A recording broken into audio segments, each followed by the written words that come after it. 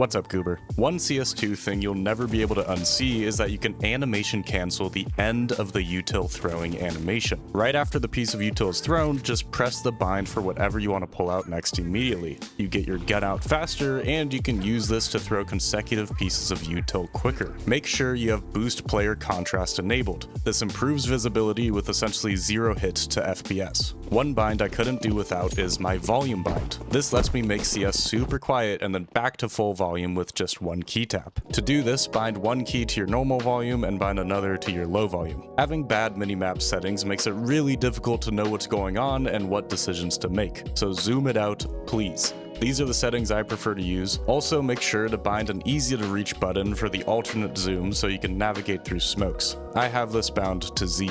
This is a great workshop map to mess around with your minimap settings, your crosshair, your view model, and more. Before we get into more tips, thank you to SteelSeries Sonar for sponsoring this video. Hey you, do you ever struggle in some games because you just can't hear your enemies coming? Well, I've got the perfect solution for you. SteelSeries Sonar, a completely free audio software that can give you a real edge in CS2. With its wide range of presets developed in collaboration with game studios and pro players, you can now get the best audio settings to hear your opponent's footsteps with just one click. Thanks to the independent audio control feature, you can find the perfect balance between your game sounds, your music, and your friends' voices on Discord. And the best part? It works with any headset and any microphone. Wait, microphone? Yes, with Sonar, you can turn your headset microphone into a clean, crisp, and pleasant sounding microphone. So don't wait any longer. To gain a real advantage over your opponents, download SteelSeries Sonar using my link in the description. And as a bonus, you can use my code Wilson20 to get 20% off the entire SteelSeries website.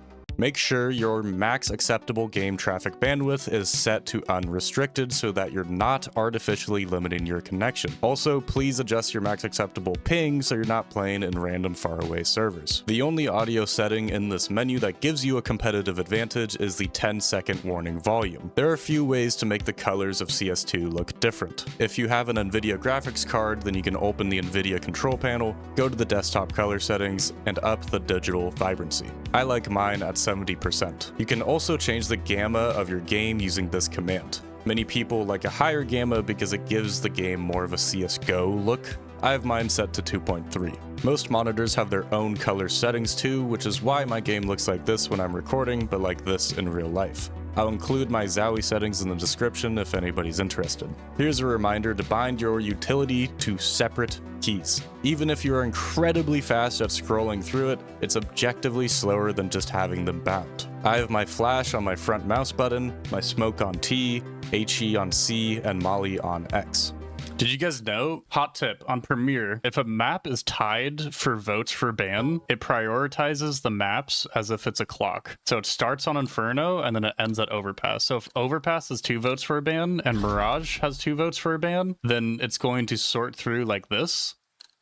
It goes clockwise, and it's going to ban Mirage over Overpass every time. I didn't know that for the longest time. Steam notes are a super useful feature. I use them to keep track of different crosshairs I like, to take notes when watching demos, and to jot down mistakes or missed util I want to revisit after matches. You can set up a practice server to practice nades through a config file, but you can also just copy and paste these into Steam notes. After launching an offline server, just paste this into your console and you're good. Within this practice server, you can bind a key to rethrow whatever piece of util you last threw, and you can bind a key to clear all active util off of the map. These binds, along with every other console command, is in the description. Swiping around with your mouse within a demo is super annoying. Instead, you can easily set up a config that allows you to skip forward, rewind, and play/pause with keybinds. I copied these binds from this deco video, so go check that out if you want more information on how to watch demos effectively. This website, jumpthrow.pro, is super useful if you want to learn new util. It pulls directly from pro games and lets you see how to throw the same piece of util from many different positions.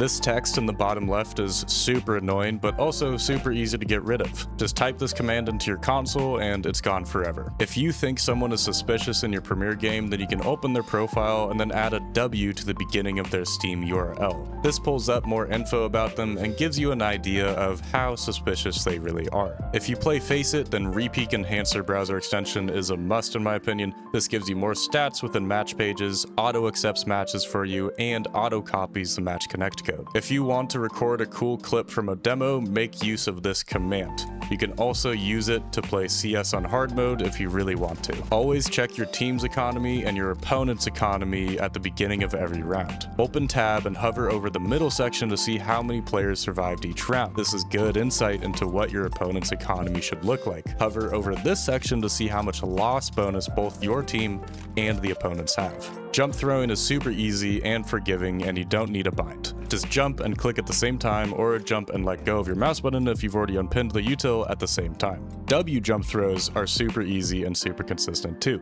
Just tap W and your jump key at the same time. I lift my hand slightly off the keyboard and then use my wrist to make sure that they get pressed together. Bonus tip, go watch my complete guides for Dust 2 and Overpass. They're broken into chapters and contain everything you need to know to play them like a level 10. Thank you to my channel members for supporting me and allowing me to be a goober on the internet, and thank you for an amazing year. Happy holidays, goobers, and good luck in your games. Peace out.